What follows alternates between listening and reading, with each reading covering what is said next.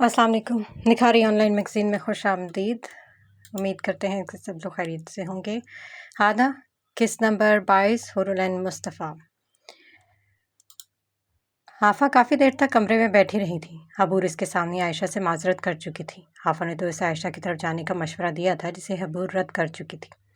दर हकीकत वो यहाँ हाफा को अकेला नहीं छोड़ना चाहती थी, वो भी तब जब यहाँ के कुछ लोग इसके सख्त मुखालिफ थे। आयशा हबूर से नाराज़ हो चुकी थी, मगर उसे उम्मीद थी कि वो जल्द ही मान जाएगी। हबूर को अजमत से भी एक ज़रूरी बात करनी थी जिसकी वजह से वो इससे मिलना चाहती थी, मगर इस वक्त हाफा की मौजूदगी ने इस काम को पसे पुश्त डाल दिया था।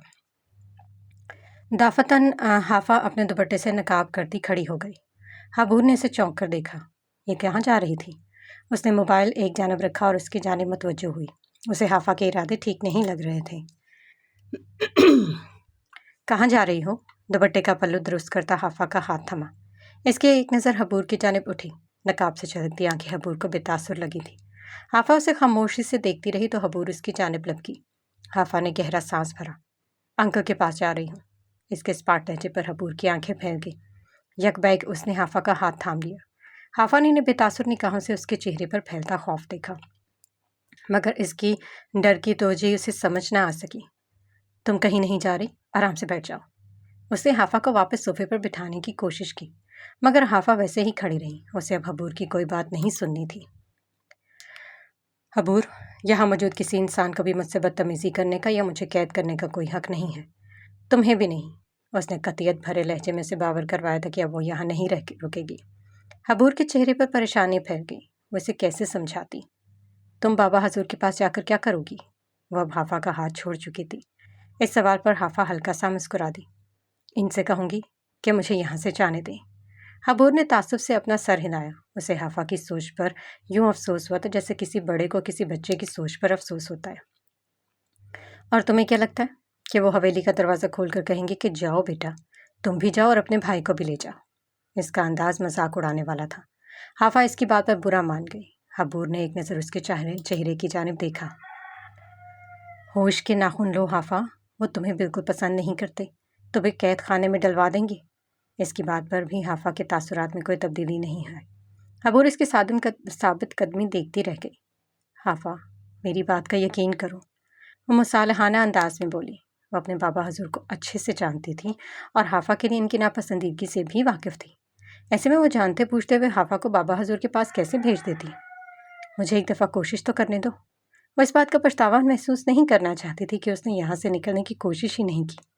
इसके पास यहाँ से निकलने का वाहिद रास्ता सजाद शाह की रजामंदी थी। अगर वो उसे यहाँ से जाने देंगे तो हमजा के आदमी भी उसे नहीं रोक सकेंगे। ये महज इसका ख्याल था, वरना हकीकत से तो वो भी रोशनास ही नहीं हुई थी।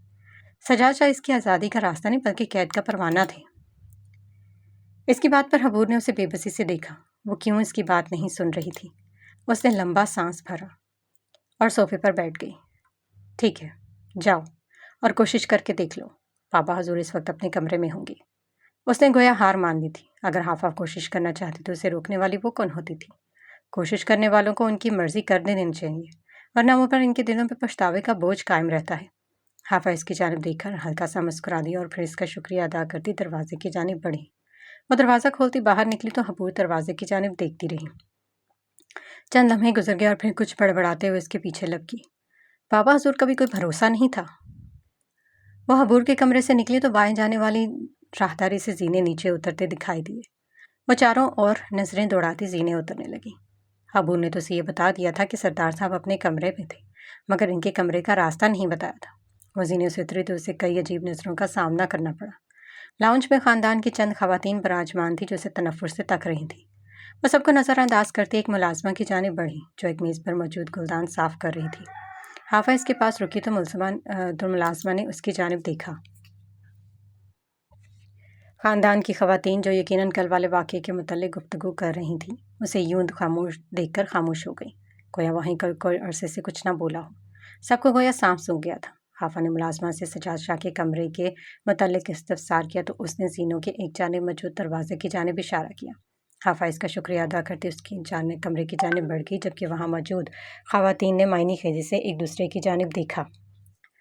हाफा ने दरवाजे के आगे खड़ा होकर एक लंबा सांस भरा। उसने एक हाथ से दुपट्टे का बल्लू थाम रखा था दरवाजे पर दस्तक देकर वो चंद लम्हे इंतजार में खड़ी रही। काफ़ी देर बाद उसे अंदर दाखिल होने की इजाज़त मिली। उसने दरवाजे के हैंडल पर अपना हाथ जमाया और दरवाजे को धकेल दिया।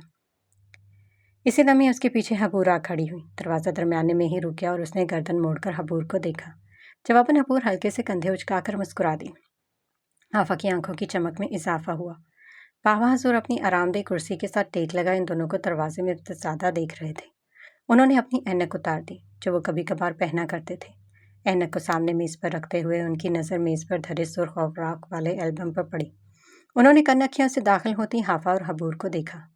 वो वापस सीधे हो बैठे। हाफा को देखते हुए उनकी आंखों में गहरी सख्ती ऊद कर आई थी, मगर हबूर के सामने वो अपनी सख्ती का मुजाहिरा नहीं करना चाहते थे, इसलिए मसलहतन खामोश रहे, क्योंकि इनके मुताबिक हबूर इस ढाल की हैसियत से वहाँ मौजूद थी और हकीकत में यही थी। हाफा की चाल में कदरे झिझक थी, जबकि हबूर के चेहरे पर हल्की सी मुस्कुराहट। वो दोनों इनकी आरामदेह कुर्सी से कुछ फासले पर रुक गई। बाबा हजूर चंद पल इन्हें देखते रहे और फिर एक जानब मौजूद हल्के नीले रंग के सोफों की जानिब इशारा किया।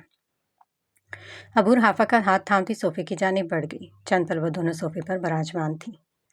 सज्जाद शाह ने हाफा की आंखों में देखा, जबकि हबूर की भटकती नजरें इनके चेहरे से होती हुई मेज़ पर जा पहुंची थी, जिन पर सुर्ख एल्बम धरा था। उसकी आंखों में उलझन धर आई। इस एल्बम को तो उसने कभी नहीं देखा था। उसने इन्हीं उलझी नज़रों के साथ बाबा हजूर के चेहरे की जानिब देखा, जिनकी तवज्जो का मरकज़ हाफा थी।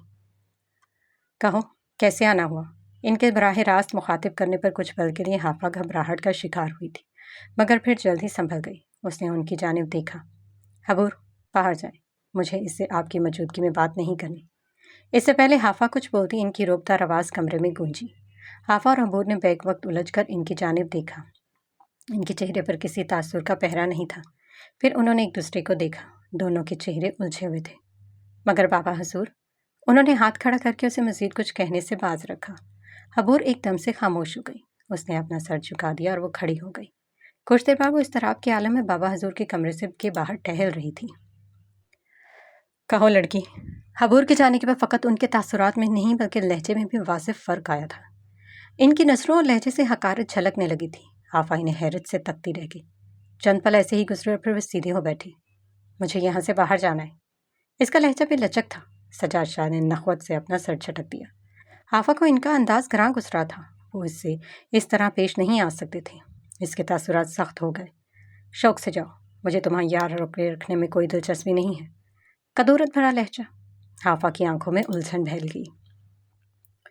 मगर हमजा के आदमी मुझे यहाँ से जाने नहीं दे रहे और उन्होंने मेरे भाई को भी कैद कर रखा है। हाफा का लहजा मजबूत था। उसे एक लम्हे के लिए यूं लगा जैसे सज्जाद शाह चौंके थे, मगर उन्होंने हैरत के तासुरात को ज़्यादा देर तक अपने चेहरे पर ठहरने नहीं दिया। लड़की, यहाँ से जाओ, वो जैसे झुंझला कर बोले थे। हाफा के हाथ मुट्ठियों की सूरत बंद हो गए। इसकी आंखों में गुस्सा उबल आया था। ये पूरा ख़ानदान क्या पागल था? इन्हें एक बात समझ क्यों नहीं आती थी? सरदार साहब, मुझे यहाँ से जाने दिया जाए, वरना अंजाम अच्छा नहीं होगा। अब की बार इसका लहजा भी सख्त हुआ था। वो शायद लाशोर में अभी भी इन्हें सरदार तसव्वुर कर रही थी। इस बार पर सजाद शाह के तासुरात मजीद सख्त हुए। एक मामूली सी लड़की ने किसी की शह पर सख्त अंजाम की धमकी दे रही थी। इस जख्मी शोहर की पुश्त पनाही पर, जो कि इस वक्त अपनी मदद भी नहीं कर सकता था, या फिर इसके बिगड़े सरदार की शह पर, जिसके साथ इसका कोई रिश्ता नहीं था। इनका चेहरा गज़बनाक हो गया। हाफा ने देखा कि वो बिगड़े हुए तासुरात के साथ खड़े हो चुके थे। मेरे साथ चलो, वो स्पाट लहजे में बोलते कमरे से बाहर निकल गई। हाफा हैरत की मूरत बनी इनकी तकलीद कर रही थी। वो लाउंज में आकर खड़े हुए तो सभी खवातीन अपनी नशिस्तों से उठ गईं। सभी सजाद शाह के खुसीले चेहरे की जानिब देख रहे थे। यकदम वो चिल्लाए, तैमूर, यहाँ आओ। उनके तैमूर को बुलाने पर सब चौंके थे। यहाँ मौजूद हर इंसान इनके गुस्से से खाइफ था। हबूर भी इनके साथ ही इस जानिब आई थी। उन्होंने एक मुलाजमा को तैमूर को बुलाने का इशारा किया तो वो जल्दी से बाहर की जानिब भागी। अगले चंद लम्हों में इस लाउंज में खौफ फैला रहा। यूँ लग रहा था जैसे कोई चीज़ असाब पर फैलती जा रही हो। हाफिज़ खौफ के ज़ेरे असर नहीं थी, क्योंकि उसे लग रहा था कि सज्जाद शाह से जाने से की इजाज़त देने वाले थे। बहरहाल वो खामोश खड़ी रही, जबकि इसके साथ खड़ी हबूर मुस्तरबाना अंदाज में अपने नाखून कुतर रही थी। इस सूरत हाल में भी हाफा ने उसे नागवारी से तका था, जिस पर वो खसियाना सा हंसती हुई अपनी हाथ नीचे कर गई। चंद पल बाद तैमूर सर झुकाए हवेली के अंदर दाखिल हुआ। सभी खवातीन ने अपने दुपट्टे दुरुस्त किए। तैमूर सज्जाद शाह से कुछ फासले पर रुक गया और कल सा सर उठाकर उनकी जानिब देखा। जी बड़े हजूर। सज्जाद शाह ने सख्त तासुरात के साथ हाफा की जानिब इशारा किया। तैमूर ने एक नज़र उठाकर उसकी जानब देखा और फौरन से अपनी नज़रें झुका ली। इस लड़की को कैद खाने में डाल दो। इनके हुक्म पर ख़वातीन के चेहरों पर इस्तेहज़ा फैल गया, जबकि हबूर ने मुतवहिश होकर हाफा का हाथ थामा। हाफा की आंखें बेतासुर हो गईं। यानी हबूर का अंदाज़ा दुरुस्त था, वो उसे कैद करने वाले थे। तैमूर सर झुकाए खड़ा रहा। उसने हाफा पर दूसरी नज़र भी नहीं डाली थी। इसका चेहरा बिल्कुल स्पाट था, जैसे पत्थर की सील। तुम्हें सुनाई नहीं दिया? इस लड़की को कैद खाने में डाल दो। वो हलक के बल दाड़े। तैमूर ने गहरा सांस भरा और उनकी जानिब देखा। माजरत बड़े हजूर, मैं आपका हुक्म नहीं मान सकता। सरदार साहब का हुक्म है कि जब तक वो यहाँ वापस ना आए तब तक बीबी को कोई तकलीफ नहीं पहुँचनी चाहिए। इसका बेतासुर लहजा लाउंज में गूंज उठा था। ख़वातीन के चेहरे हैरत के बायस खिल उठे। आज से पहले तैमूर ने सजाद शाह की हुक्म अदुली कभी नहीं की थी। सजाद शाह के चेहरे पर एक साया सा आकर ठहर गया, जबकि आंखें तारीक पड़ गईं। हातिम अब्दुर्रहमान शाह हमजा को फ़कत सरदार ही नहीं बनाकर गया था, बल्कि इन्हें सज़ा भी सुना कर गया था, और न जाने कितनी ही सज़ाएं इनकी मुंतज़िर थी। इनके हाथ बेजान होकर पहलू में गिर गए। वो गोया अपनी बही बसात हार चुके थे। इनके चेहरे पर वाज़ेह शिकस्त मौजूद थी। एक 31 साला मर्द इनके तजर्बे को बुरी तरह नाकाम करके गया था। मोहरे बेशक इनके थे, मगर वो भी अपनी चाल में माहिर था। वो इन्हें ऐसी मात देकर गया था जिससे बच पाना इनके लिए नामुमकिन था। वो खाली नज़रों के साथ लाउंज में खड़े रहे। इन्हें लगा कि भरी महफिल में इनकी पीठ पर कोड़े बरसा दिए गए थे। जिनकी तकलीफ इन्हें इस कदर शदीद महसूस हो रही थी कि इनके लिए वहाँ रुकना मुहाल हो गया। वो किसी शिकस्ता जवारी की मानद अपने कमरे की जानिब बढ़ गए। वापसी भी इनके कदमों में कोई तमकनीयत नहीं थी, बल्कि एक गहरी शिकस्त थी जो महज चाल से ही नहीं बल्कि उनके हर एक अंदाज से झलक रही थी। इनके जाने के बाद हाफा तैमूर की जानिब मुड़ी, जबकि हबूर हैरत से तैमूर के झुके सर को देख रही थी। मुझे यहाँ से बाहर जाना है, उसने बेलचक लहजे में अपना मौक़िफ़ पेश किया। तैमूर ने लंबा सांस भरा। यह हमजा उसे किस कश्मकश में डाल कर गया था। माजरत बीबी, मैं आपको यहाँ से नहीं जाने दे सकता, वो मध्यम लहजे में बोला तो हाफा ने अपनी मुट्ठियाँ भींच लीं। तो मुझे यहाँ से जाने से नहीं रोक सकते, मैं अभी इसी वक्त यहाँ से जा रही हूँ। वो अपना अबाया पहनने की खातिर सीनों की जानिब बढ़ी ही थी कि तैमूर का स्पाट लहजा इसके कदमों की रुकावट बन गया। वो जहाँ पर थी वहीं पर ही रुक गई। बेशक मैं आपको नहीं जा रोक सकता, मगर आपके भाई पर तशद्दुद कर सकता हूँ और इस बात की मुझे इजाज़त भी है। हाफा धक से रह गई। इसका दिल किया कि वह तैमूर का मुंह नोच ले। फिर उसने गहरे सांस भरे और वापस मुड़ी। वो अब दोबारा तैमूर के सामने खड़ी थी, जिसका सर हनूस झुका था। मुझे हमजा से बात करनी है। सर झुकाए तैमूर के चेहरे पर हल्की सी मुस्कुराहट फैली। वो इस वक्त किसी की कॉल नहीं उठाएंगे क्योंकि वो अदालत में होंगे। वो अब नरम लहजे में बोल रहा था। आप थोड़ी देर तक कोशिश कीजिएगा, वो आपकी कॉल उठा लेंगे। अब मुझे इजाज़त दीजिए। वो इसका जवाब सुने बगैर वहाँ से बाहर निकल गया। कुछ ख़वातीन ने दिलचस्पी के साथ तो कुछ ने तनफ़ुर के साथ हाफा की जानिब देखा, जो बाहर के दरवाजे की जानिब देख रही थी। दफ़तन हबूर ने इसका हाथ थामा और उसे लेकर हवेली की ज़ीनें चढ़ने लगी। अगले चंद लम्हों में वो दोनों हबूर के कमरे में सर थाम कर बैठी थी। हबूर का अंदाज़ा सच निकला था, मगर तैमूर ने सजाद शाह के इरादों पर ओस गिरा दी थी। नीचे ज़ीनों के साथ वाले कमरे में सजाद शाह वहीं सुर्ख एल्बम खोले बैठे थे। अब इनका चेहरा बेतासुर था।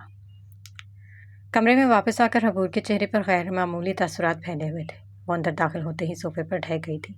उसे तैमूर की बातों ने बहुत कुछ पावर करवा दिया था। हाफा एक जानिब खड़े उसके तासुरात जांचती रही, जबकि वो उसकी नज़रों से बेनियाज अपने हाथों को तक रही थी या शायद कुछ खोज रही थी।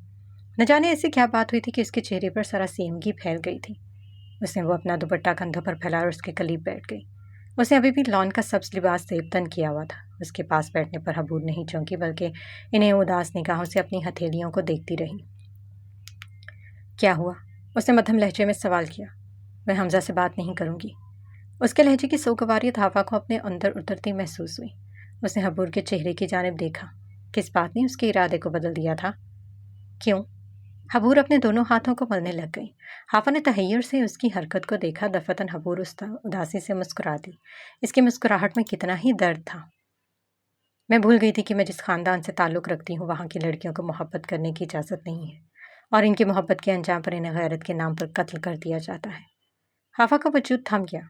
उसे यूं ही देखती रही। उसने कुछ बोलने के लिए होंठ खोले, मगर इसके लब फड़फड़ा रह गए। वो इसे पूछना चाहती थी कि आज की सदी में भी लड़कियों को आवाज़ उठाने की आज़ादी ना देने वाले दरिंदे अपनी ही इज़्ज़तों को क्यों रौंद डालते हैं? इनकी इज़्ज़तें महज अपने घर की औरतों के साथ क्यों मशरूत हैं? क्या इनकी खुद की इज़्ज़त का कोई वजूद नहीं है? हाफा लब दबाए उसे देखती रही। तुम हमजा से बात तो करके देखना, وہ بمشکل اپنی ہمت مجتمع کرتے ہوئے بول سکی۔ حبور نے ایک نظر اسے دیکھا اور پھر نفی میں سر ہلا دیا۔ وہ ہم دونوں کو جان سے مار ڈالے گا۔ سرداروں کے لیے غیرت کے نام پر قتل کرنا اور قانون سے بچ جانا بہت آسان ہے، اور سب سے بڑا المیہ تو یہ ہے کہ گاؤں کے لوگ انہیں درندہ نہیں بلکہ اپنا نجات دہندہ سمجھتے ہیں۔ لڑکی کی لاش پر فخر کیا جاتا ہے، جشن منایا جاتا ہے کہ سردار نے گاؤں سے ایک ناسور کا خاتمہ ختم کر دیا۔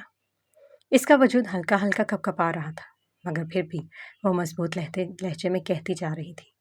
حافظ کو یوں لگا جیسے اس کے اندر سے کسی نے جان نکال لی ہو۔ وہ حالات کی اس قدر سنجیدگی سے ناواقف تھی۔ مگر حمزہ تمہاری بات مان لے گا، اسے خود بھی تو تم سے محبت ہوئی ہے، وہ حبور کی ویران آنکھوں میں دیکھتے ہوئے کہہ رہی تھی۔ اس بات پر حبور کے چہرے پر ہلکی سی مسکراہٹ پھیلی۔ اصول صرف بیٹیوں کے لیے تبدیل ہوتے ہیں، بیٹیاں ساری عمر انہیں ان اندیکھی بیڑیوں میں قید رہتی ہیں۔ حافظ سے چند لمحے پرسوچ نظروں سے دیکھتی رہی، پھر جب بولی تو گویا کمرے میں بغاوت جنم لے چکی تھی۔ تو پھر ان بیڑیوں کو توڑ ڈالو۔ حبور نے چونک کر اس کی جانب دیکھا۔ اس نظام کو بدل ڈالو۔ اس نظام کو بدلنا آسان نہیں ہے حافظ، کئی صدیاں بیت گئی مگر یہ روایت نسل در نسل منتقل ہوتی رہی، اور اب یہ محض روایت نہیں بلکہ یہاں کے لوگوں کے اعتقاد ہے، اور یہ لوگ اپنے عقائد کے لیے انسانیت کے سب سے نچلے درجے تک بھی جا سکتے ہیں۔ یہ سب کو مار دیں گے۔ وہ حافظ کو دیکھتے ہوئے ایک لمحے کو رکی۔ گاؤں والے کسی بھی سردار کے معتقد محض اس وجہ سے ہوتے ہیں کیونکہ وہ ان کے اعتقاد پر پورا اترتے ہیں۔ اگر کوئی سردار ان لوگوں کی مرضی کے بغیر فیصلہ کرے گا تو یہ اس پر چڑھ دوڑیں گے۔ حافظ حیرانی سے اس کی جانب دیکھ رہی تھی۔ حبور کا چہرہ بے تاثر تھا، وہ بچپن سے ہی یہی چیزیں دیکھتی آئی تھی۔ تو کیا حمزہ اپنی مرضی سے کوئی فیصلہ نہیں لے سکتا؟ اس نے ششتر نگاہوں سے حبور کا سے سوال کیا۔ حمزہ کا معاملہ تھوڑا مختلف ہے، وہ محض سردار ہی نہیں بلکہ ایک قابل وکیل بھی ہے۔ پہلے وہ بہت غصہ کیا کرتا تھا مگر پھر شاید اسے سمجھ آ گیا کہ وہ لوگوں کو ایسے اپنے حق میں نہیں کر سکتا۔ اس نے ان سے اپنا رویہ بدلنا شروع کر دیا، اب لوگ اسے عقیدت کی حد تک چاہتے ہیں۔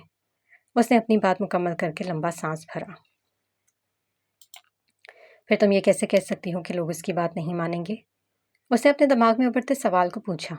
لوگ اس کی بات مانیں یا نہ مانیں، مگر مجھے اتنا یقین ہے کہ یہ بات سنتے ہی اس کا ہاتھ میری گردن پر ہوگا اور اس کی بندوق کی نال حائد کے سینے پر۔ یہاں غیرت کے نام پر قتل کرنے کا رواج ہے، اور میں نے بہت سی لڑکیوں کو ایسے کئی نام نہاد غیرت مندوں کے ہاتھوں قتل ہوتے دیکھا ہے۔ وہ چہرے پر اداسی بھری مسکان سجائے بیٹھی تھی۔ مجھے یہاں سے جانا ہے۔ یکدم حافظ یہاں کے لوگوں سے خوف محسوس کر گئی تھی۔ اسے یوں لگا جیسے اس کا دم گھٹ رہا ہے۔ اس نے لمبے سانس بھرتے حبور کو دیکھا تو وہ چونکی۔ وہ سیدھی ہو کر ادھر ادھر نظریں دوڑائیں۔ تم اپنا انہیلر نہیں لے کر آئی؟ وہ عجلت میں بولی۔ ہانپتے ہوئے حافظ نے سر اسمات میں ہلا اور میز پر موجود بیگ کی جانب اشارہ کیا۔ حبور کو اندازہ نہیں تھا کہ حافظ اس قدر پینک ہو جائے گی۔ حبور جلدی سے اس بھورے بیگ کی جانب بڑھی۔ جلدی سے حافظ کا انہیلر مل گیا۔ حافظ مصنوعی سانسیں انہیل کرتی پرسکون ہوئی تو حبور نے گہرا سانس بھرا۔ چند لمحوں بعد وہ دونوں خاموشی سے بیٹھی تھی۔ ان دونوں کی نظریں کسی غیر مرئی نقطے کو تک رہی تھی۔ دونوں کو ہی اپنے دل پر ڈھیروں بوجھ معلوم ہو رہا تھا۔ حافظ کے لیے اس حویلی سے فرار کی راہیں ہر مستور ہو چکی تھی، جبکہ حبور تو بچپن سے اس حویلی کی اندیکھی بیڑیوں میں قید تھی۔ اسے اب اس قید کی عادت ہو گئی تھی اور حافظ اس قید کو تسلیم کرنے سے انکاری تھی۔ اسے قید کرنے والے یہ لوگ کون ہوتے تھے؟ اب کیا ہوگا؟ اس سوال پر حبور کی آنکھیں جھلملا اٹھیں۔ وہ اس سوال کا جواب نہیں جانتی تھی۔ نہ جانے حمزہ کہا تھا اور اس وقت کیا کر رہا تھا۔ مجھے ڈر لگ رہا ہے حافظ، مجھے نہیں معلوم اب کیا ہونے والا ہے مگر میرا دل گھبرا رہا ہے۔ اس نے گھبرائی ہوئی آواز میں کہتے ہوئے حافظ کی جانب دیکھا۔ اس کا چہرہ بھی کچھ مختلف نہیں تھا۔ اللہ سے مدد مانگو، حافظ مدھم لہجے میں کہہ کر اپنا سر دوبارہ سے جھکا گئی۔ حبور کو حافظ کے لیے ڈر لگ رہا تھا۔ وہ حافظ کے مستقبل کو لے کر پریشان تھی، جبکہ حافظ حاتم کی زندگی کے لیے دعا مانگ رہی تھی۔ حبور اسے دیکھتی رہ گئی۔ اسی دوران اس کا خیال بابا حضور کے آگے میز پر موجود البم کی جانب گیا۔ نہ جانے وہ البم کس کا تھا؟ حمزہ کی گاڑی گاؤں کے راستے کی جانب گامزن تھی۔ اس وقت اس کا سانس تھوکنے کی مانند چل رہا تھا۔ وہ ابھی بھی ڈریس کوٹ میں ملبوس تھا مگر اس کے حلیے میں واضح تبدیلی آ چکی تھی۔ اس کی پیشانی کی ایک جانب سن گلاس لگا تھا، جبکہ جبڑے کے پاس چوٹ کا نشان موجود تھا۔ صرف یہی نہیں، اس کے داہنے بازو پر بھی پٹی بندھی تھی۔ وہ نہایت اضطراب کے عالم میں گاڑی چلا رہا تھا۔ یکدم سے زور سے دور سے پولیس والوں کی ممنوعہ حد بندی دکھائی دی تو اس نے چہرے پر تکلیف کے تاثرات سجا لیے۔ یوں معلوم ہو رہا تھا جیسے اسے گاڑی چلاتے وقت کافی دقت کا سامنا ہو۔ پولیس افسر بھی اسے دور سے آتی گاڑیوں کو دیکھ چکے تھے۔ اس نے گاڑی کی رفتار آہستہ کی اور ممنوعہ حد سے تھوڑے فاصلے پر گاڑی روک دی۔ वहाँ मौजूद हर इंसान इस गाड़ी की जानिब मुतवज्जो था। गाड़ी का दरवाज़ा खोलकर हमजा की निगाह वहाँ तफ्तीश करते अफसरों पर गई। उसने अपने जबड़े भींच दिए। हमजा हल्का सा लड़खड़ाकर चल रहा था। करमदीन और मुश्तबा ने तफ्तीश छोड़कर उसकी जानिब देखा। ऐसा महसूस हो रहा था जैसे इसका बहुत बुरा एक्सीडेंट हुआ था। तैमूर जो मुश्तबा के सवालात का जवाब दे रहा था जल्दी से आगे बढ़ा और हमजा को सहारा दिया, जिसके अंदाज से मालूम हो रहा था कि जैसे वो अभी गिरने वाला था। तैमूर के सहारे पर चलता हमजा पुलिस अफसरों के पास जा रहा था। वो हदबंदी की जानिब बढ़ा तो इसकी आंखों में ढेरों रंज तर आया। उसके चेहरे पर मलाल छाया था। वहाँ मौजूद हर इंसान को लगा कि हमजा अभी रो पड़ेगा। तैमूर ने हैरत से उसकी जानिब देखा। वो हदबंदी के बाहर रुक गया और चंद आंसू इसकी आंखों से निकलते रुखसार पर बह गए। मुश्तबा और करमदीन ने ताज्जुब से एक दूसरे को देखा। इनके शक का दायरा तो हमजा के गिर्द घूम रहा था, मगर अब तो ये मामला कुछ और ही मालूम पड़ता था। यकबैक हमजा की मगमूमा आवाज़ गूंजी। मैंने इससे कहा था कि वो गाड़ी में जा बैठे, मगर उसने मेरी एक न सुनी। वो एक हाथ से अपने सर को थाम कर बोल रहा था। वहाँ गांव के चंद आदमी भी मौजूद थे, जो गाड़ी के सरदार को अफसोस भरी निगाहों से देख रहे थे। मुश्तबा अपना गला खंखारते हुए आगे बढ़ा। सरदार साहब, क्या आप बताएंगे कि यहाँ क्या हुआ और सर की ये हालत कैसे हुई? उसने हदबंदी के अंदर मौजूद चंद हड्डियों और कपड़ों की जानिब इशारा किया। कपड़ों के साथ साथ इसके जूते और पर्स भी मिला था, जिसमें उसकी शनाख्त कार्ड मौजूद था। कपड़ों और शनाख्ती कार्ड की तशखीस के बाद इस बात में शक का कोई शाइबा नहीं था कि ये हातिम अब्दुर्रहमान ही था, जो गालबन कर रात किसी जंगली जानवर का शिकार बन चुका था।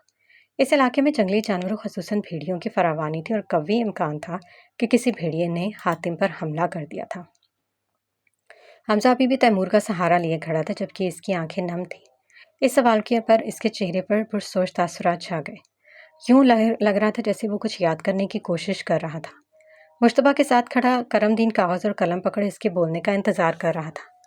कल रात हातिम को गोली लगने के बाद मैं उसे अस्पताल लेकर जा रहा था कि यहाँ से तकरीबन 1 किलोमीटर के आगे मेरी यह गाड़ी अचानक से रुक गई। उसने दाएं जानब कुछ फासले पर इशारा किया। करमदीन अब लिखना शुरू हो चुका था। इर्द गिर्द मौजूद लोग गौर से इसकी बात सुन रहे थे, जबकि हमजा अफसरदगी से भरपूर निगाहों से इन हड्डियों को देख रहा था, जिन पर कहीं कहीं गोश्त अभी बाकी था। फिर क्या हुआ? मुश्तबा सवाल पर वो चौंका। इसके चेहरे पर रंज के आसार छाए थे। फिर मैं गाड़ी से बाहर निकला और बोनट खोलकर देखने लगा। इतने में मुझे मालूम ही नहीं हो सका कि कब हातिम को होश आया, वो लड़खड़ाता हुआ गाड़ी से बाहर निकला। इसकी आवाज़ में गहरा अफसोस था। मुश्तबा गौर से उसके तासुरात देख रहा था। इसकी बात में हर झूठ का हल्का सा शाइबा तक महसूस नहीं हो रहा था। मैंने उसे अंदर जाने के लिए कहा, मगर उसने कहा कि वो गाड़ी देखता है। इतने में मालूम नहीं कहाँ से एक भेड़िया आया और उसने मुझ पर हमला कर दिया। मैं एक जानब गिरकर बेहोश हो गया। उसके बाद मुझे सुबह होश हुआ। मैंने उठते ही हातिम को तलाश किया, मगर हातिम कहीं ना था।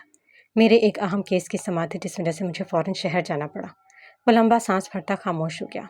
करमदीन ने सब कुछ लिखने के बाद मुश्तबा की जानिब देखा। वो इतनी आसानी से इस पर हाथ नहीं डाल सकते थे। वो झूठ भी इस तरीके से बोलता था कि लोग उसे सच मानने पर मजबूर हो जाया करते थे। ऐसे में अगर वो लोग उसके खिलाफ बोलेंगे तो पुलिस पूरे गांव के लोग इन पर चढ़ दौड़ेंगे। आपको ये चोट कैसे लगी? हमजा यूँ खड़ा था जैसे हातिम की मौत ने उस पर सख्ता तारी कर दिया था। इसके सवाल पर वो चौंका। ये मैंने बताया ना कि मैं गिर गया था, गिरने की वजह से ही लगी थी। मुश्तबा ने समझते हुए इस बात में सर हिलाया। हमजा को अंदर ही अंदर इन पर गुस्सा आ रहा था, मगर वो अपना गुस्सा जाहिर करके किसी भी शुबह के दायरे में नहीं आना चाहता था, इसलिए बिना चूचरा इनके सवालात के जवाब दे रहा था। क्या ये आपको यकीन है कि यह हड्डियाँ हातिम की हैं? हमजा की आंखों में हातिम के नाम पर नमी फैल गई थी, जिसे मुश्तबा ने बहुत गौर से देखा था। हदबंदी के अंदर मौजूद चंद अफसर जाए वकुआ की तस्वीर बनाने में मसरूफ़ थे। मुश्तबा ने गहरा सांस भरा। उसे काफ़ी कम वक्त में हातिम के साथ बहुत उनसियत हो गई थी और उसे हातिम की मौत का काफ़ी अफसोस था। बादियों नज़र वो भी जानता था कि हातिम का अंजाम मौत ही था। जी, हमें 60% यकीन है। कुछ हड्डियाँ, गोश्त और यहाँ मौजूद खून हमने लैब में भिजवा दिया है। इसका नतीजा अभी आता ही होगा। और इन हड्डियों के पास हमें सर के कपड़े, जूते और इनका पर्स भी मिला है, जिससे हमें ये मालूम हुआ है कि ये हड्डियाँ सर हातिम की ही हो सकती हैं। उसने मध्यम आवाज़ में कहा तो हमजा ने इस बात में सर हिलाया। हमें यहाँ से सर का मोबाइल फ़ोन नहीं मिला। क्या इस बारे में आपको कोई खबर है? इस सवाल पर मुझे हमजा ने मुश्तबा की जानिब देखा और मुश्तबा को लगा जैसे वो कुछ सोच रहा था। हमजा चंद लम्हे के लिए खामोश हो गया। फिर जब बोला तो इसके लहजे में हल्की सी चुभन थी, जिससे मुश्तबा महसूस न कर सका। हातिम की बेवा के पास होगा। मुश्तबा के लब ओ की शक्ल में सुकड़ गए। ये तफ्तीश में एक अहम मोड़ साबित हो सकता था। तो क्या वो हवेली में ही मौजूद हैं? हम इनसे कुछ पूछना चाहते हैं। اس کی بات پر حمزہ کے تاثرات دیکھتے ہی دیکھتے سخت ہو گئے۔ اس کے ابرو تن گئے اور لمضبوطی سے ایک دوسرے میں پیوست ہو گئے۔ انسپکٹر صاحب، میرے خاندان کی خواتین سے دور رہیں۔ اس نے سخت لہجے میں تنبیہ کی تو مشتبہ خاموش ہو گیا۔ پھر وہاں چند لمحوں کے لیے خاموشی چھائی رہی۔ مشتبہ نے دیکھا کہ حد بندی کی جانب دیکھتے ہوئے حمزہ کے تاثرات میں پھر سے افسوس چھا گیا تھا۔ یوں لگ رہا تھا جیسے حاتم اس کا بہت قریبی ہو، جس کی موت پر اسے بے تحاشا تکلیف ہو رہی تھی۔ آپ کے اور سر حاتم کے تعلقات کیسے تھے؟ مشتبہ نے ہمت جمع کرتے بہت اہم سوال پوچھا، جس پر حمزہ نے نہایت سنجیدگی سے اس کی جانب دیکھا، اور اس کے اس طرح سے دیکھنے پر مشتبہ لمحے بھر کے لیے گڑبڑا اٹھا۔ سردار صاحب، ہم آپ پر شک نہیں کر رہے، مگر یہ بہت اہم ہے۔ اب کی بار وہ نظریں جھکا کر بولا، کیا آپ کو کسی نے یہ نہیں بتایا کہ میرے سر پر دستار باندھنے والا حاتم عبد الرحمن تھا؟ میں اسے کیوں ماروں گا جس نے مجھ پر اتنا بڑا احسان کیا؟ اس کی آواز بلند ہو گئی۔ باقی سب لوگوں نے چونک کر گاؤں کے نئے سردار کو دیکھا۔ وہ غصے میں نہیں تھا، مگر پھر بھی مشتبہ اس سے خائف ہو گیا۔ وہ خود بھی سردار بن سکتا تھا، مگر اس نے مجھے سردار بنایا۔ میں اپنے محسن کو نقصان پہنچانے کے بارے میں سوچ بھی نہیں سکتا۔ اس کے اس قدر اونچا بولنے پر اس کے ساتھ کھڑا تیمور گھبرا اٹھا، جبکہ مشتبہ کے چہرے پر شرمندگی چھا گئی تھی۔ معافی چاہتا ہوں سردار صاحب، آپ بالکل ٹھیک کہہ رہے۔ اس نے معاملات سنبھالنے کی کوشش کی، جبکہ حمزہ کے چہرے پر اب کرختگی چھا چکی تھی۔ اب میں چاہوں گا کہ مجھے میرے خاندان والوں کے اس معاملے میں پریشان نہ کیا جائے، کیونکہ یہ ایک حادثہ تھا۔ اسے قتل بنانے کی کوشش نہ کی جائے تو زیادہ بہتر ہوگا۔ اس کی گونج پر مشتبہ نے اس بات میں سر ہلا دیا۔ جی سردار صاحب، یہ ایک حادثہ ہی تھا۔ بہت بہتر۔ تیمور، ان ہڈیوں اور حاتم کے سامان کو حویلی میں پہنچانے کا انتظام کرو۔ حاتم کا جنازہ شاہ حویلی میں ہوگا۔ وہ تیمور سے بولا تو مشتبہ چونکا۔ مگر سردار صاحب، ابھی پولیس کی کارروائی۔ حمزہ نے ایک ہاتھ اٹھا کر اسے اپنا جملہ مکمل کرنے سے روکا۔ ان پولیس والوں کی منمانی بہت ہو چکی تھی۔ پولیس جتنی کارروائی کرنا چاہتی تھی وہ کر چکی۔ اب آگے کا کام میرا ہے۔ یہ ہمارے خاندان کا مرد ہے، اس لیے اس کا جنازہ شاہ حویلی میں ہی ہوگا۔ ابھی بول ہی رہا تھا کہ مشتبہ کا خون چنگھاڑ اٹھا۔ حمزہ نے قدرے ناگوارے سے اس کی جانب دیکھا۔ مشتبہ معذرت کرتا وہاں سے دور ہٹ گیا۔ تیمور سوالیہ نظروں سے حمزہ کی جانب دیکھ رہا تھا، مگر حمزہ اس وقت اس کے کسی سوال کا جواب نہیں دینا چاہتا، سو خاموش رہا۔ چند لمحوں بعد مشتبہ جھکے کندھوں کے ساتھ واپس اس کی جانب آ رہا تھا۔ حمزہ نے اس کی چال میں موجود تبدیلی کو چمکتی آنکھوں کے ساتھ دیکھا۔ وہ اس کے پاس آ کر رک گیا۔ آپ سر حاتم کا سارا سامان لے کر جا سکتے ہیں۔ یہ ہڈیاں سر حاتم کی ہیں اور یہ خون بھی انہی کا ہے۔ سر حاتم کا انتقال ہو چکا ہے۔ حمزہ بے ساختہ ہی چند قدم پیچھے ہٹا۔ اس نے حد بندی کی جانب دیکھا۔ یوں لگ رہا تھا جیسے وہ نا امید ہو گیا ہو۔ مشتبہ نے آگے بڑھ کر اس کے کندھے پر ہاتھ رکھا اور پھر حد بندی کے اندر موجود ہڈیوں کو دیکھنے لگا۔ وہاں موجود ہر انسان کی آنکھیں اشکبار ہوئی تھیں۔ اگلے آدھے گھنٹے کے دوران حمزہ کی سیاہ گاڑی، جس کے پیچھے تیمور کی گاڑی تھی، اور پھر ایک ایمبولینس سائرن بجاتے ہوئے حویلی کے دروازے سے اندر داخل ہوئی۔ سائرن کی آواز پر سب چونک اٹھے۔ حافہ جو پاؤں جوتے صوفے پر چڑھائے بیٹھی تھی فوراً کھڑی ہوئی۔ حبور جو اس کے ساتھ بیٹھی تھی وہ بھی چونکی۔ حافہ اپنا دوپٹہ چہرے پر پھیلائے باہر کی جانب بھاگی۔ اس قدر زور سے دھڑکنے لگا کہ اسے لگا ابھی باہر نکل آئے گا۔ ہاتھ کپ کپانے لگے تھے، جبکہ پاؤں تیزی سے حویلی کے زینے اتر رہے تھے۔ حویلی کے لاؤنج میں موجود خواتین کا مجمع اکٹھا تھا، مگر وہاں کوئی مرد نہیں تھا۔ حافہ کی بے چین نگاہیں دروازے کی جانب اٹھی تھی۔ وہ شل ہوتے اعصاب کے ساتھ زینوں کے کنارے کھڑی تھی۔ غالباً اندر خبر موصول ہو چکی تھی، اس لیے کچھ دیر پہلے جن آنکھوں میں ان کے لیے اس کے لیے ضرورت تھی، اب ان میں محض افسوس چھایا تھا۔ حافہ سے کچھ فاصلے پر حبور آ کھڑی ہوئی تھی۔ اسی لمحے حویلی کے دروازے سے حمزہ اندر داخل ہوا۔ سب کی نظریں حمزہ کے چہرے پر مرکوز تھیں، جس پر تھکان واضح دکھائی دے رہی تھی۔ حمزہ کی نظروں نے حافہ کے چہرے تک کا سفر بہت تیزی سے طے کیا تھا۔ نقاب سے چھلکتی اس کی آنکھوں میں خوف دیکھ کر اسے یوں لگا جیسے وہ ابھی اٹھ جائے گا۔ وہ بائستگی سے اس کی جانب قدم بڑھا رہا تھا، جس نے اپنے دوپٹے کو مضبوطی سے پکڑ رکھا تھا۔ وہ اسے چند قدموں کے فاصلے پر رک گیا۔ حافہ کو اس کے چہرے پر لکھی تحریر پڑھنے میں کسی دقت کا سامنا نہیں کرنا پڑا تھا، مگر وہ یہ بات ماننے کو قطعی تیار نہیں تھی۔ اسے نفی میں سر ہلاتے ہوئے اس کی جانب دیکھا۔ اسے اس حالت میں دیکھ کر حمزہ کے گلے کی گلٹی ابھر کر معدوم ہوئی۔ وہ جو راستے میں سوچ کر آیا تھا کہ حافہ کو کن الفاظ میں تفصیلات بتائے گا، وہ سب الفاظ اس وقت سراب ثابت ہوئے تھے۔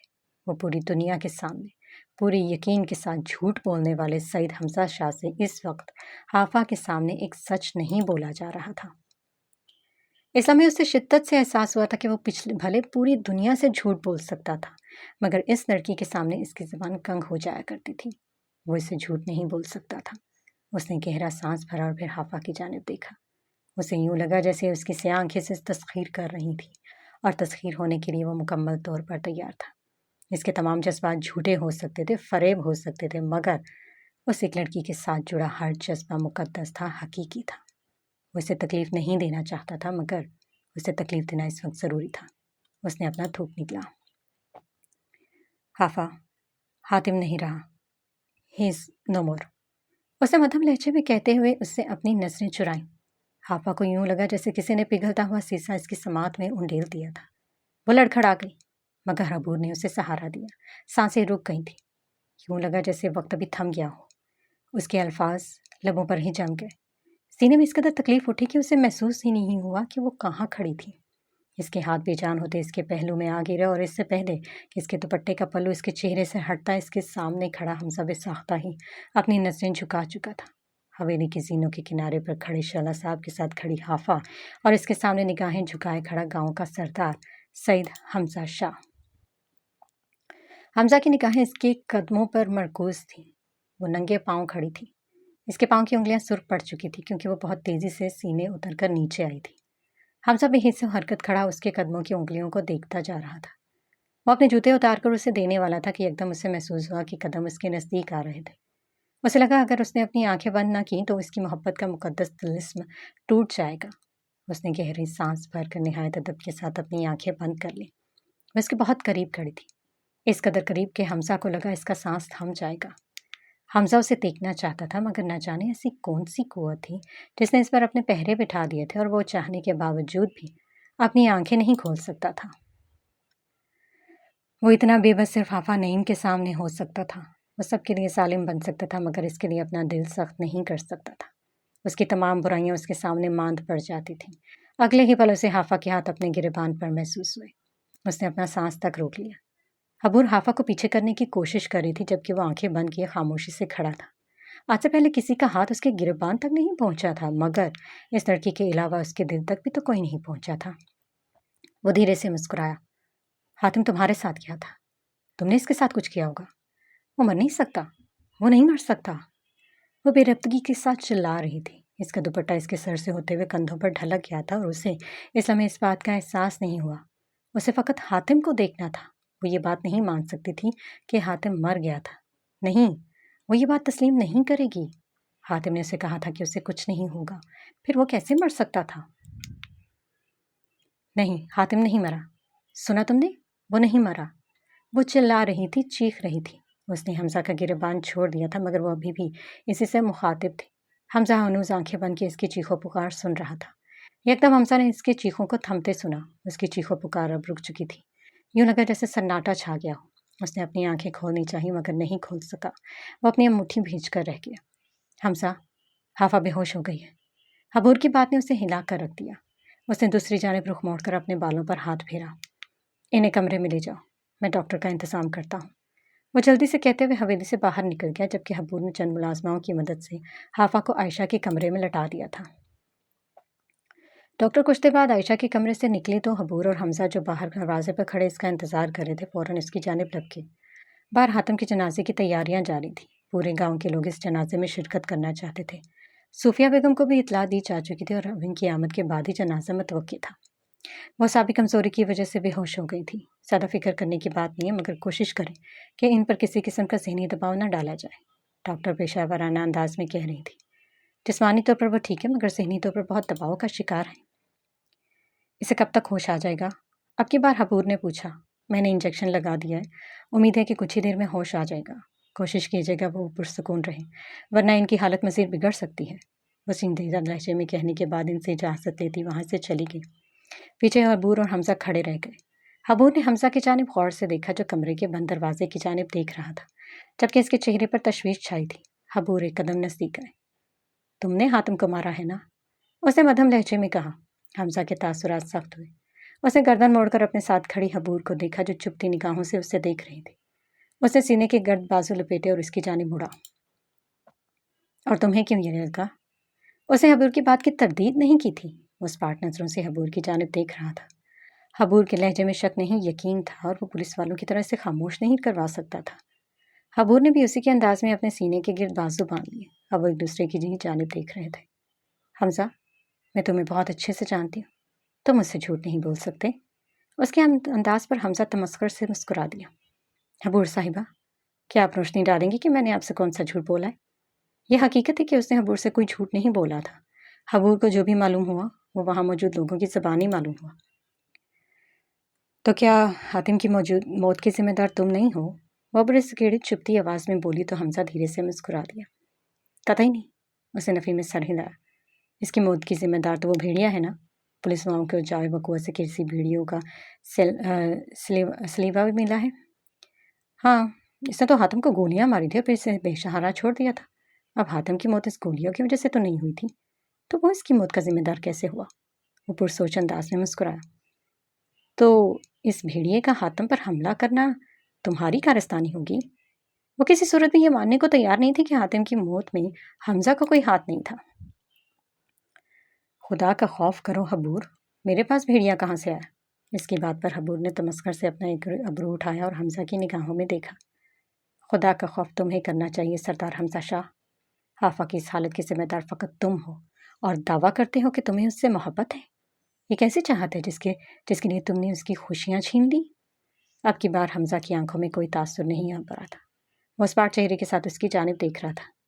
ابھی اس کے نکاح کو 24 گھنٹے ہی گزرے تھے اور تم نے اسے حاتم کو چھین لیا۔ وہ کل اس قدر خوش تھی اور آج؟ اس کی آواز بھرا اٹھی۔ اس نے کمرے کے بند دروازے کی جانب ایک نگاہ ڈالی جس کے پار حافہ بے ہوش موجود تھی۔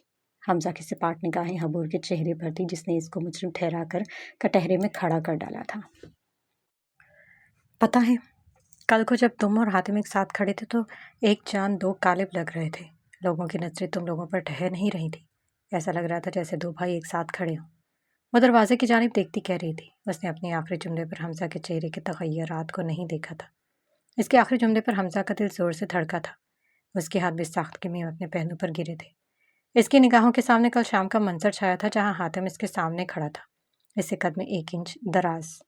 پھر وہ اس کے بال سہلا رہا تھا۔ پھر اس نے حمزہ کے سر پر دستار باندھی تھی۔ یکدم اسے حاتم کے چہرے پر پھیلنے والے مسکراہٹ یاد آئی۔ وہ اس کے سر پر دستار دیکھ کر خوش ہوا تھا۔ وہ اسے سردار بنا کر مسرور ہوا تھا۔ اس نے یک بیک سر جھکا کر اپنی آنکھوں میں پھیلی نمی کو صاف کیا۔ حبور ہنوز دروازے کی جانب دیکھ رہی تھی۔ ایسے بھائی کہ اگر ان میں سے ایک پر کبھی مشکل وقت آئے تو دوسرا اس کے لیے اپنی جان کی بازی لگاتے۔ اور تم جانتے ہو حمزہ کہ حاتم وقت آنے پر ایسا کر بھی گزرتا۔ وہ تمہارے لیے جان دے سکتا تھا اور اس نے تمہارے لیے اپنی جان دے دی۔ اس کا لہجہ نم تھا۔ وہ اس وقت حمزہ کی جانب نہیں دیکھنا چاہتی تھی۔ اسے حمزہ کا چہرہ دنیا کا مکروہ ترین چہرہ لگ رہا تھا جس نے اپنے مفادات کی خاطر حافہ کے حاتم کی جان لے لی تھی۔ بلکہ تم نے اس کی جان لے لی۔ تم نے اس سے جینے کا حق ہی چھین لیا۔ حمزہ نے اس کی بات کاٹی۔ میں اس کی جان کیوں لوں گا حبور؟ وہ سخت لہجے میں پوچھ رہا تھا۔ حبور دھیرے سے مسکرا دی۔ رخ ابھی بھی اس کی جانب نہیں موڑا تھا۔ مجھ سے بہتر کون جان سکتا ہے کہ حاتم کی موت سے تمہیں کیا فائدہ ہو سکتا ہے؟ اس کے لہجے میں استہزاء تھا۔ حمزہ لمحے بھر کے لیے خاموش رہ گیا۔ اگر حاتم تمہاری جگہ ہوتا تو ایسا کبھی نہ کرتا۔ حمزہ کے چہرے پر ہلکی سی مسکراہٹ پھیلی۔ اگر میں اس کی جگہ پر ہوتا تو کیا ہی بات ہوتی؟ مجھے اس کی جگہ پر ہی تو ہونا تھا۔ وہ اس قدر دھیرے سے بڑبڑایا کہ حبور کو بھی سننے میں دشواری ہوئی۔ اسے سوالیہ نظروں سے حمزہ کی جانب دیکھا۔ تم نے کیا کہا؟ حمزہ کا چہرہ دوبارہ بے تاثر ہو گیا۔ اس نے نفی میں سر ہلایا۔ حافہ کے پاس جاؤ۔ حبور کے کچھ کہنے سے پہلے حمزہ نے بے لچک لہجے میں کہا۔ اسے حبور کو مطمئن کرنے میں کوئی دلچسپی نہیں تھی۔ وہ اس سے بدگمان ہی رہتی تو ٹھیک تھا۔ حبور جو جانے ہی والی تھی یکدم رکی اور اس کی جانب رخ موڑ کر دیکھا۔ جواباً حمزہ نے سوالیہ انداز میں ابرو اٹھائے۔ اب تم حافہ سے نکاح کرو گے؟ اس کا سوال تھا یا اس کے پوچھنے کا انداز؟ حمزہ کا سارا وجود ساکن رہ گیا۔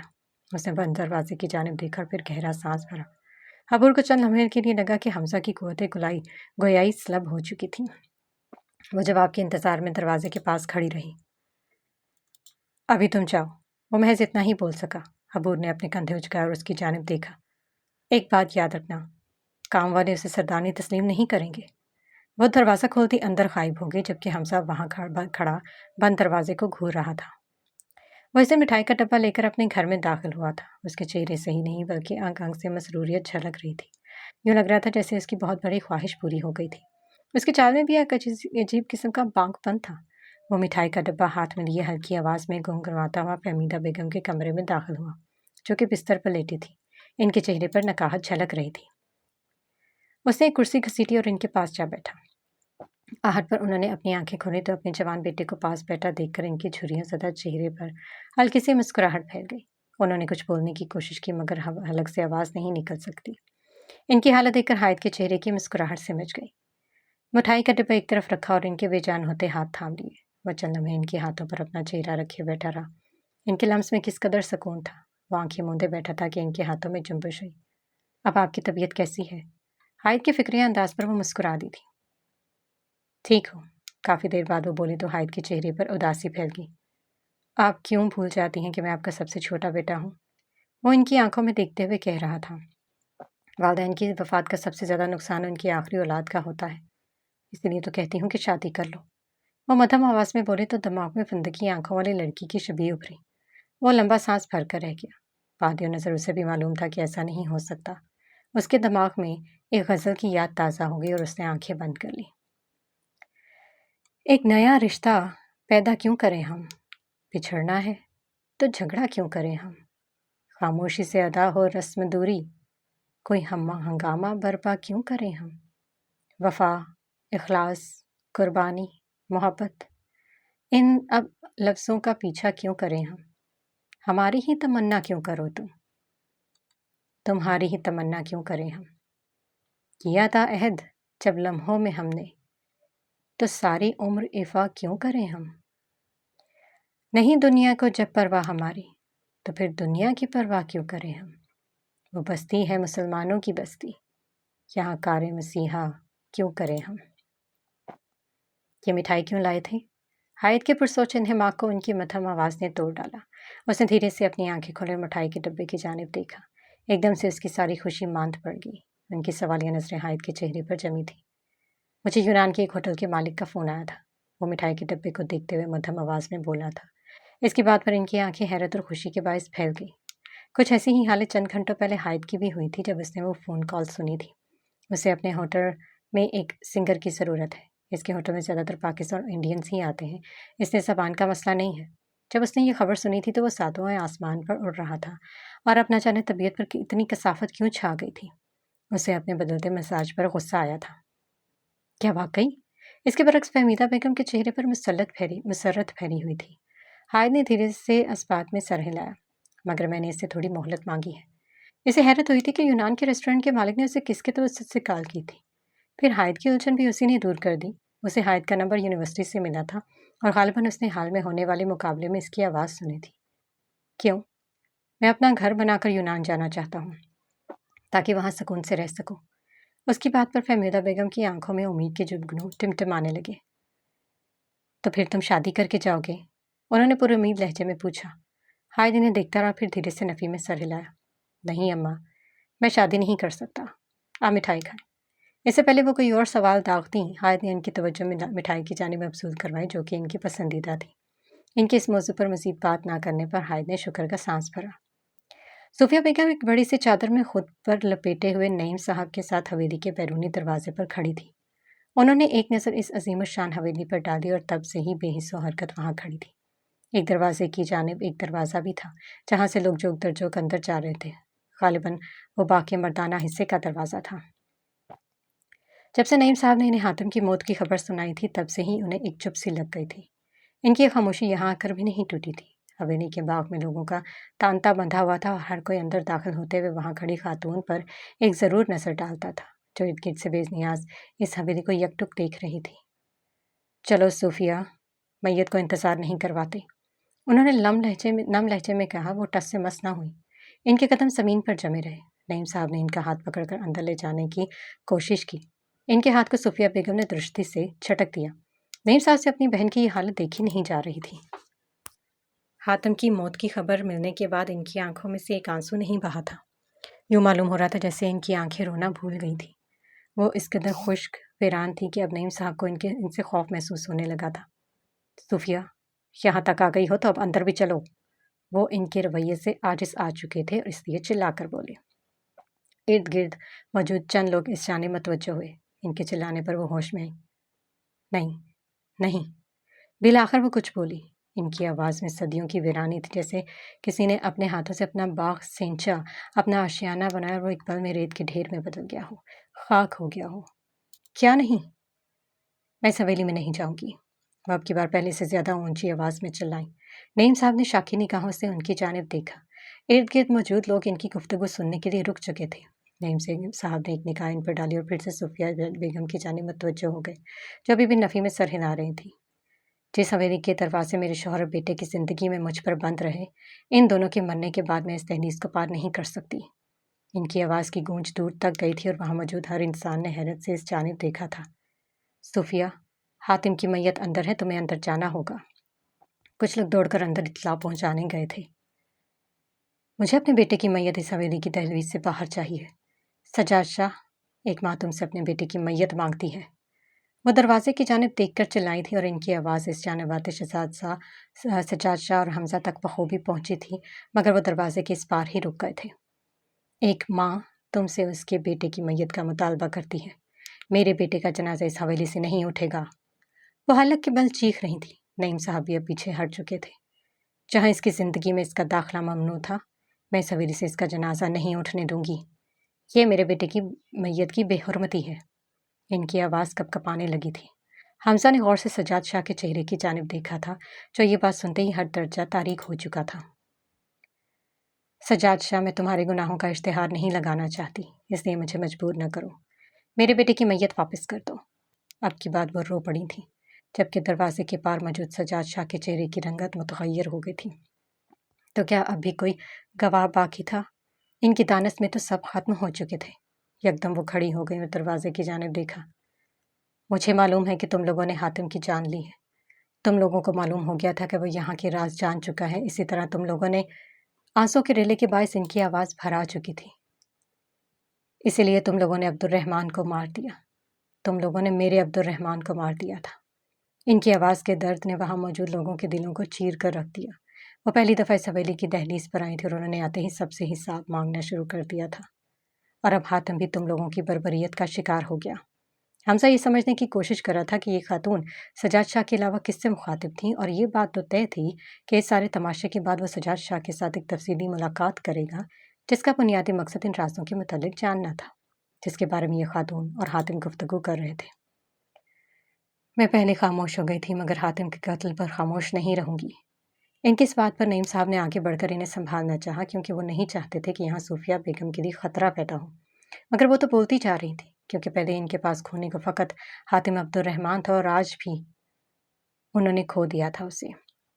اس لیے اب ان سرداروں سے کوئی محسوس نہیں ہو رہا تھا خوف۔ جس انسان کے پاس ہونے کو کچھ نہ ہو، وہ ڈر بن جاتا ہے۔ میں صوفیہ عبد الرحمن تمہیں بد دعا دیتی ہوں سجاد شاہ، کہ تمہاری نسل کبھی نہ بڑھے۔ ان کی آواز کانپ رہی تھی، جبکہ اندر موجود سجاد شاہ کے چہرے پر پسینہ پھیل گیا۔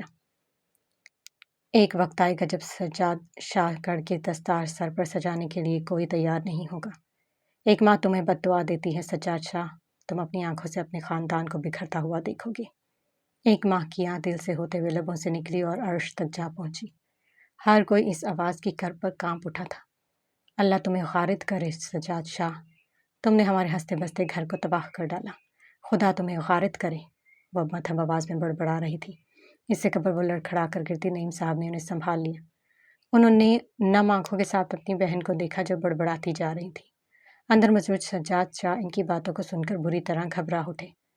وہ حمزہ کی جانب مڑے جو انہیں ہی دیکھ رہا تھا۔ میت کو ان کے ساتھ بھیجنے کی تیاری کرو۔ حمزہ جو اس بات کی نفی کرنا چاہتا تھا، ان کے تاثرات دیکھ کر خاموش ہو گیا۔ کچھ دیر بعد ایک ایمبولینس میں حاتم کی میت صوفیہ بیگم، ہادی اور نعیم صاحب کی ہمراہی میں صوفیہ کے پرانے گھر کی جانب بڑھ رہی تھی۔ ان کے اعصاب اس قدر مفلوج ہو چکے تھے کہ کسی کو بھی حافہ کا خیال تک نہ رہا تھا۔ ارد گرد ہوتے ہنگامے سے بے نیاز حویلی کے ایک کمرے میں حافہ کا وجود بے سدھ پڑا تھا۔